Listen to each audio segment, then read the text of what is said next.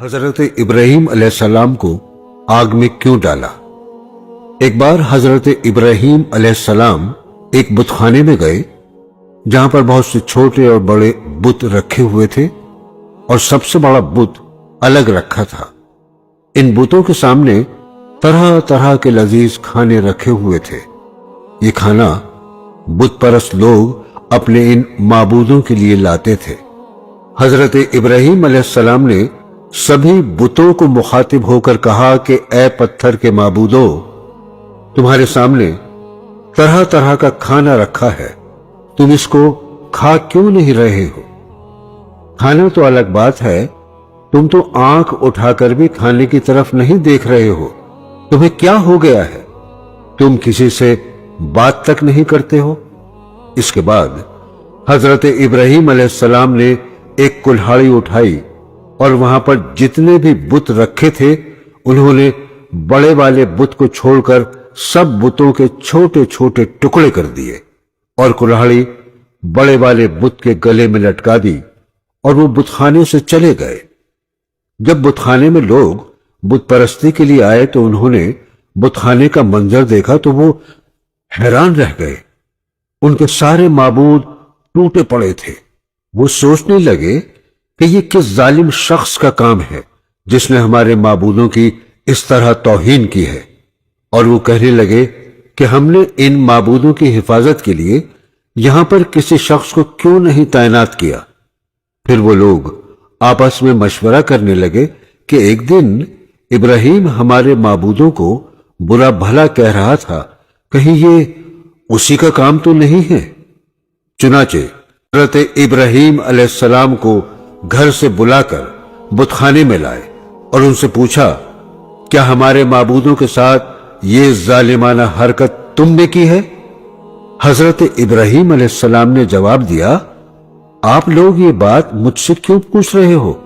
अपने इस बड़े वाले माबूद से क्यों नहीं मालूम करते कि इनके छोटे छोटे टुकड़े किसने किए हैं। हजरत इब्राहिम अलैहिस्सलाम का जवाब सुनकर सब लोग सोच में पड़ गए। फिर कहने लगे, ये माबूद तो बेजुबान हैं, ये बोल नहीं सकते हैं। इनकी बात सुनकर हजरत इब्राहिम अलैहिस्सलाम ने फरमाया कि तुम लोग इन पत्थर के माबूदों की इबादत करते हो जो बोल भी नहीं सकते और ना ही अपनी हिफाजत खुद कर सकते हैं। लेकिन बुत परस्तों पर हजरत इब्राहिम अलैहिस्सलाम की बातों का कुछ भी असर नहीं हुआ और सब लोगों ने मिलकर उन्हें पकड़ लिया और उनके हाथ पैर रस्सी से बांध दिए। और उनका सरदार कहने लगा, एक आतिशकदा बनाओ और इस दहकती आग में हम लोग इसको डालेंगे। फिर सब लोगों ने एक बड़े से मैदान में लकड़ियां इकट्ठा की और उसके चारों तरफ पत्थरों की दीवार बना दी और लकड़ियों में आग लगा दी। जब आग की ऊंची ऊंची लपटें निकलने लगी और आग खूब दहकने लगी, तब उस दहकती आग में हजरत इब्राहिम अलैहिस्सलाम को रस्सी से बांधकर आग में डाल दिया गया।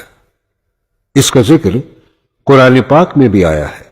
सूरह इब्राहिम में अल्लाह ताला फरमाता है, मैं अपने नेक बंदों के लिए आग को भी ठंडा कर देता हूं, मैं हर एक चीज पर कादिर हूं। जब हजरत इब्राहिम अलैहिस्सलाम को जालिमों ने आग में फेंका तभी अल्लाह ताला का हुक्म आग के लिए हुआ, ऐ आग तू ठंडी हो जा, मेरा खलील आ रहा है। आग बिल्कुल ठंडी हो गई और हजरत इब्राहिम अलैहिस्सलाम आग के बीच में बड़े आराम से बैठ गए। उनका न तो जिस्म ही जला और न ही उनके कपड़े जले जो कि वो पहने हुए थे, सिर्फ वो रस्सियां जली जिनसे उन्हें बांधा गया था। ये मौजज़ा देखकर सब लोग हैरान रह गए और हजरत इब्राहिम अलैहिस्सलाम के माबूद पर ईमान ले आए। ऐसे ही मालूमाती वाकयात के लिए हमारा चैनल जरूर सब्सक्राइब करें और बेल आइकन दबाना न भूलें ताकि हर नई आने वाली चीज का नोटिफिकेशन आप तक पहुंचता रहे।